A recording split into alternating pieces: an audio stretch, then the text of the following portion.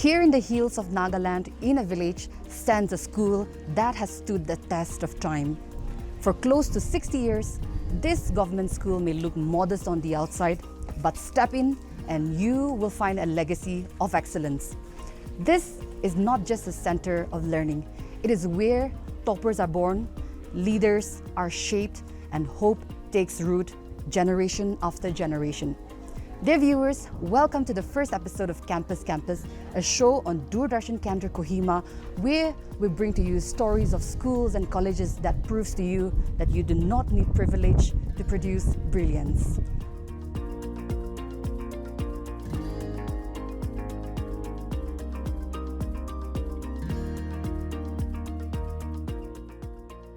More than 50 years ago, in the village of Jotsoma, far from city lights and government help, something remarkable began. A high school founded through the grit and will of the community for their children.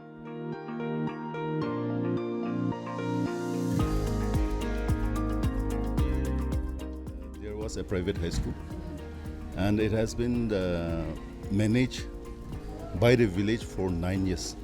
During those 9 years, actually, the villagers with a very heavy burden in managing a school, they have requested the government to take up the school. But government refused to, the government not come up.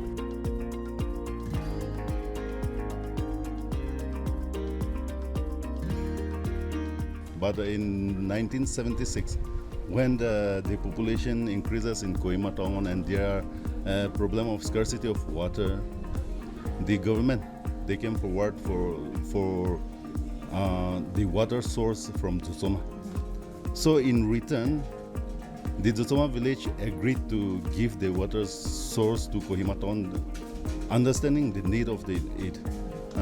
But in return, the Jotsoma villagers demanded that the government must take up the private high school so that to relieve the villagers which were having a lot of burden in managing the school. So, in the reality, if we strictly speak, then actually this high school was bought by the best source of water from the village.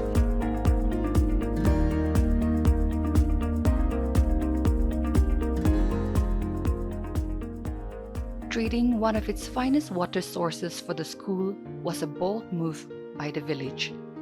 But even after the government takeover, nothing changed. No new school buildings were constructed. When the school was upgraded to a higher secondary in 2014, it still lacked proper infrastructure and staff.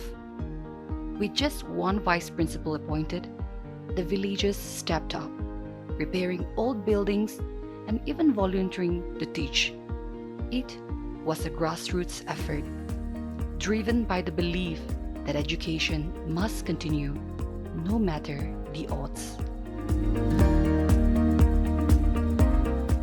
I joined this institution in the year 2014, and then from sources that I have heard, people of Jotsoma, they felt the need for an education institution to impart education to the people. So actually they started the Middle English School in the year 1959. And then the need to upgrade to high school was felt again. So they upgraded the school to high school in the year 1967. And then in the year 1978, the government took over the school as a government high school, Jotsoma. The time went by, and then the need to upgrade the school was felt. The need to upgrade the school to high secondary was felt again. So in the year 2014, the school was upgraded to higher secondary school, and I was the first vice principal to join here and then to start looking after the school. The first year, that was in the year 2014, we started the school with 13 students. And I should say that today we are blessed with 160 students in the higher secondary section, and class 6 to 7, the enrollment of the school have rose to 275. Fast forward to 2025, the school boasts a 100% pass rate, with its students ranking among the top in board examinations. A remarkable outcome built on sacrifice, resilience, and community spirit. When I think back of the year 2014, I used to wonder, why is this school so blessed that every year we are able to produce good results? Then I realized that it must be the contribution of the people, because from the first year, that is 2014, when the school was upgraded, there was no place for the higher secondary to start the classes, and May was coming to an end, and I was worried for those 13 students how to start with the classes. Then it was the people who voluntarily and very happily came forward and said, "Ma'am, don't worry, we will get your classrooms ready within 7 days." That was the promise that the people gave me. And I was so happy, and true to their words, this is a rundown girls' hostel. So they have converted this into the higher secondary section. So when the people so happily did that for a government institution, I believe that is the reason why God's blessing is here in this institution. And I feel it is because of God's blessing that the school is able to produce good results.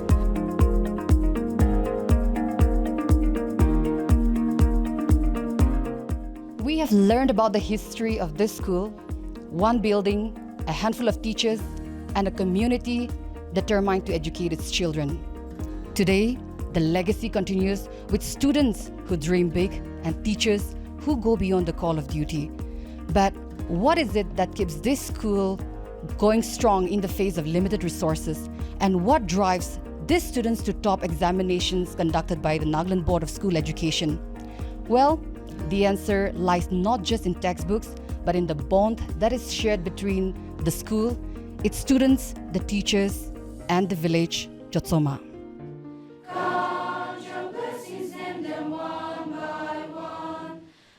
In a groundbreaking achievement during the 2025 board examinations, Vikono Senotsu, a student from the arts stream, emerged as the overall topper, becoming one of the first from a government school to secure the top position. Adding to the celebration, Kezazetio Nagi from the commerce stream earned a place among the top 10 rank holders, marking the school's first ever top ranking student in the commerce category.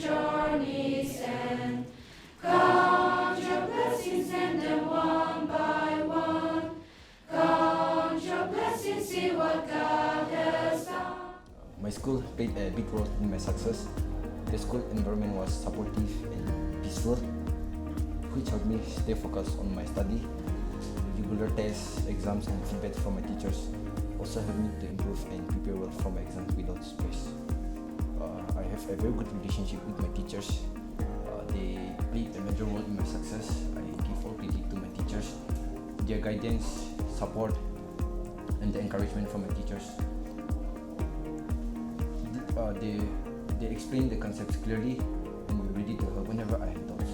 I could not have done it without them. I'm truly blessed and grateful to God for this achievement. I also feel a mix of pride, relief, and deep satisfaction. My school journey has been the foundation of everything that I've achieved so far. It wasn't always easy, and there were many challenges along the way. But the support I got and the chances I took really helped me grow. I learned how to stay disciplined, bounce back from tough times, and most importantly, I also developed a genuine love for learning. All of that played a big role in my success. And looking back, those experiences didn't just shape me or who I am today, but they also gave me the direction and confidence I needed to chase my goals with purpose. The school has so far produced 6 board exam toppers, each one a testament to the growing academic excellence and determination nurtured within its walls. Despite limited resources, the school has focused on nurturing individual potential, creating a space where hard work is recognized and ambition is supported. For many students, it's more than just a school. It's a place of transformation where dreams are taken seriously and excellence is expected. But the school's success isn't measured by exam results alone. What sets it apart is its commitment to holistic education, where learning goes far beyond the classroom. The school promotes holistic learning through eco-clubs, robotics, and modern farming like hydroponics, encouraging students to think critically, innovate, and engage with real-world sustainability and technology.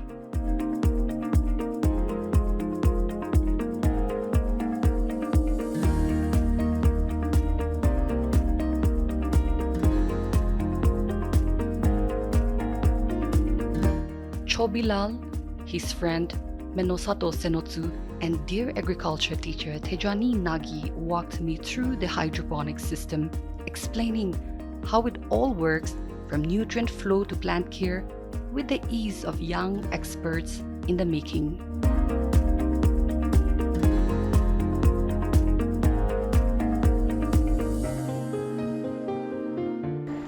So this is a 20-liter bucket where we put water and supply it to the plants. The water, we change the water every week, and we add nutrients, which is nutrients A and nutrients B. Both nutrients A we add 2.5 ml, and nutrients B we add 2.5 ml. So for supplying the water, we are using a submerged motor which is installed in this bucket. Through the use of electricity, the motor works. At the seedling stage, we added nutrition A and nutrition B of 2.5 ml. After it grew a little bit, the nutrition was increased to 3 ml. After it grew more, it was increased again. Hello, my name is Menosato Senotsu. I'm in class 12, taking arts as my stream, and I'm taking vocational courses in agriculture.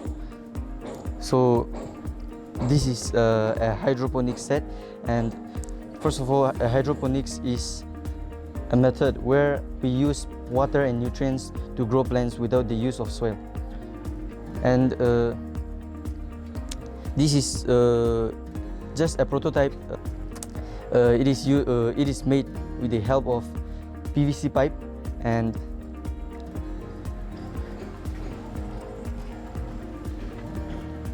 this is the hydroponic basket, and this is the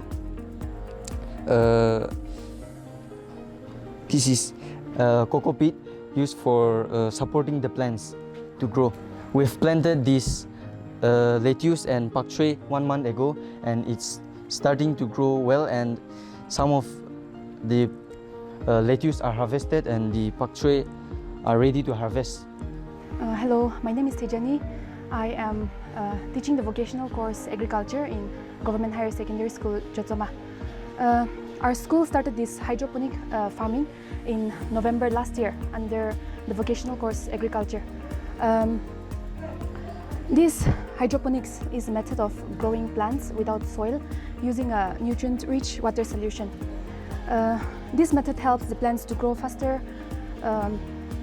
We're using less water and space compared to the traditional farming. This project was initially started to give the students hands-on learning and to enrich them with practical skills. I believe this project is helping the students learn how science and technology work together in modern farming, and that farming today is not just traditional, but it is scientific and innovative. But that is not all. The students also maintain a thriving physical garden, growing their own food, learning firsthand the value of sustainability and self-reliance. In their pursuit of a greener future, the students are also taught the art of recycling, turning everyday waste into useful, often beautiful, new creations.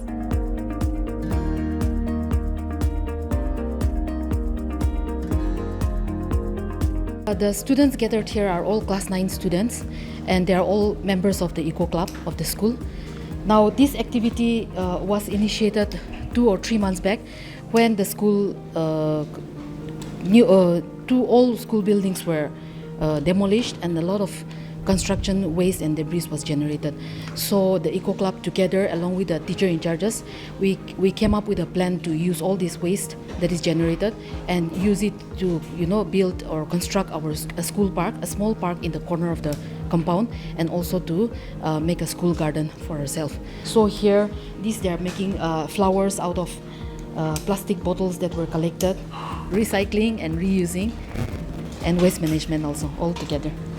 They are, if you can see, they have cut the plastic bottles and then they have stapled it together, which in the end they'll be joining it together like this, joining it together, and it will look like tin sheets. Yes. Some of the finished products that the students have displayed. If you look at this is the top part of a bottle which the students have painted and to make it look like bees. So we have named one of our garden as a bee-friendly garden, where we have planted a lot of flowers.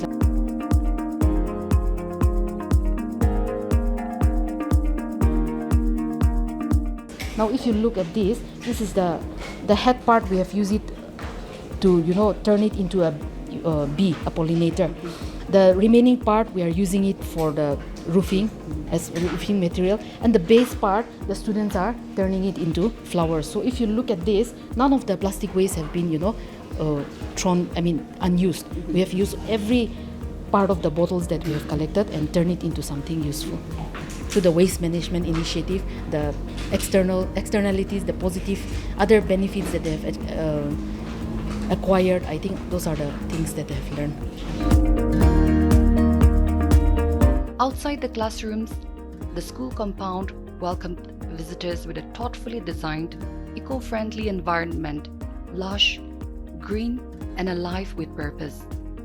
It is here that the students' creativity comes to life through vibrant displays of their crafts, each piece a reflection of imagination, skill, and pride.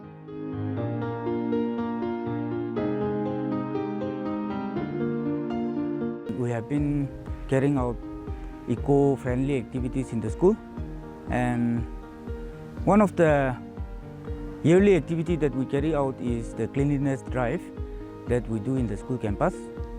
And secondly, we also partake in the Jotsoma Sanitation Day, which falls on 7th of May every year. We are assigned a particular work area, and then we actively participate in the sanitation drive. And based on the theme of the World Environment Day, the annual focus of the Eco Club is usually based on the theme of the World Environment Day. This year, the theme of the World Environment Day is Beat the Plastic. So our primary focus was on reducing the use of single-use plastics, and coincidentally, due to the new school building construction, the old school building has to be demolished, and there were a lot of construction debris. We understand that this construction debris become a pollutant, and we Eco Club try to come up with a solution to deal with the construction debris. So we used the construction debris. We fell down some trees for the new school building construction. So there were lots of tree stumps and tree trunks. We used that to construct this eco park. And as we progress with the construction of this eco park, we realized that plastic waste is mostly burned as a way to dispose it. So that is polluting the environment. So we try to come up with a solution to deal with the single-use plastic. So we use the plastics and make it into a creative product as a garden decor. And we also use the construction debris to construct a footpath leading to the toilet. And the tree stumps are used to build some structures which will decorate our eco park. And another initiative that we do as a club is the maintenance of the school nutrition garden. At the Eco Park, what caught my attention was a whimsical wishing well, an imaginative setup where students tossed stones into old car tires repurposed to form the well's base. Above it, a roof was taking shape to be built entirely from discarded plastic bottles, each one soon to be carefully placed by the students themselves. But for this school, this spirit of innovation extends beyond the environment, into robotics and hands-on projects that prepare students for the challenges of tomorrow.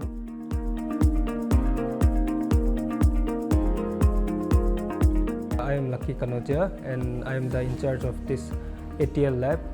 So this lab is called Atal Tinkering Lab and it comes under Atal Innovation Mission, which is being funded by Learning Links Foundation and Dell Technologies. I'll give you a brief introduction for what they have made still so far. And we have been running this lab for around 2 years. And let me go to the first project, which is smart parking system. In that project, what we do is we have 2 sensors that will detect if the car is being parked there or not, and based on the sensors, it will automatically open the gate. If there is any parking slots available, it will open the gates automatically, and if the slots are not available, it will not open the gates, and it will inform the driver that we don't have empty slots in our parking space.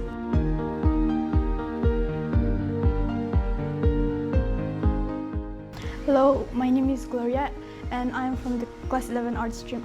So this is a 3D printer which makes objects from computer designs.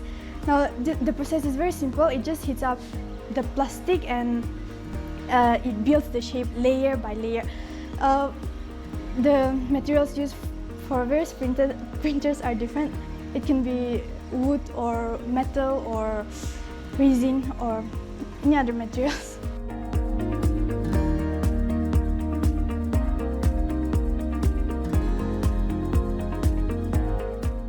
Another project is automated AI controlled house.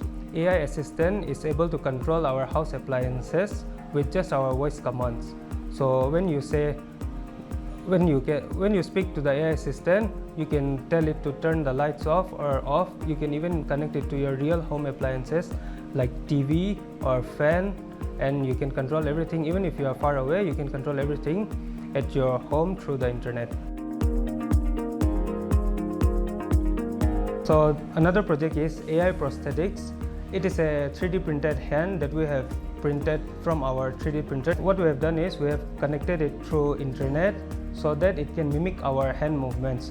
So in this, what we are doing is we are taking our laptop's camera, in which there is a software that is able to detect our hand movements in real time and is sending this hand movement data to an online server, which is then being read by the robotic hand, and that is implementing it to the 3D printed robotic hand.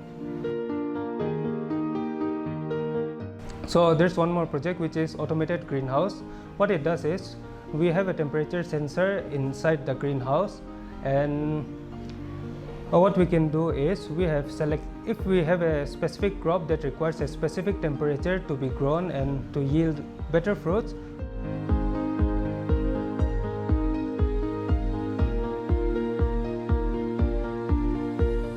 Here, learning is alive, rooted in relationships, nurtured by creativity, and stretched by the belief that education must do more than prepare for exams. it must prepare for life. For me personally, I like the relationship between the teachers and the students that we share here. The teachers here are very friendly, they are kind and are always ready to help you out in anything, and that is the reason why us students feel comfortable to interact with them. Overall, I like the school, but if I could change one thing, that would be a good library, a proper library where students can relaxedly read books and do their works. Currently, we have a library, but it's kind of small and we have limited books, so it will be good if we have a better library where books are available, maximum books are available. My dream for my future is to be a theologian, and this school have really helped me a lot because we get the opportunity and the platform to lead the morning assembly. We also get the opportunity to participate in the classroom, and the teachers encourage us to come out of our comfort zone and exposed to the environment. Here in this school, no one is left behind. The school opens its doors to those often left out, dropouts, and students from low-income families, even from far-off districts like Mon and Peg. But the teachers, we take it as a challenge, not as a burden. Okay, that's one thing. Another thing is, I think we have a very good principal. Everything depends on the head, no? She's a very God-fearing person and she leads by example.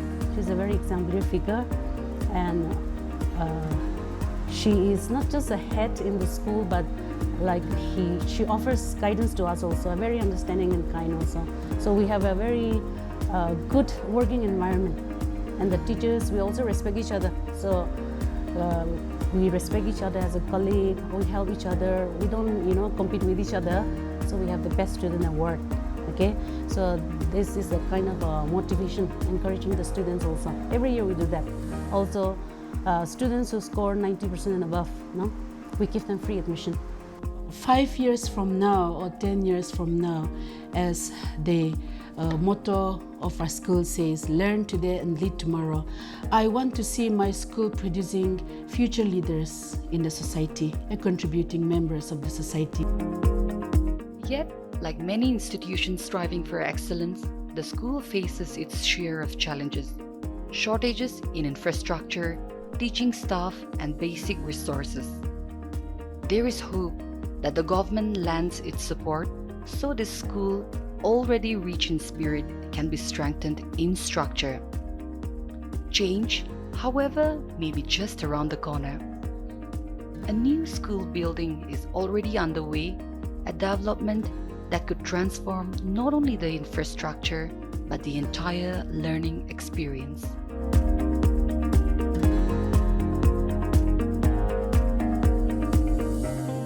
In a world that often chases what's new and shiny, this school reminds us of something timeless, that commitment, care, and community can outshine even the most modern institutions. From the hills of Nagaland, this village school is quietly rewriting what success looks like. And as the bell rings at the end of another school day, it rings not just for today's lessons, but for tomorrow's possibilities. And this is just the beginning. There are many more schools, more lessons, and more classrooms to explore. So see you in the next episode of Campus as we continue exploring the classrooms of Nagaland, classrooms that goes a long way in shaping our country, India.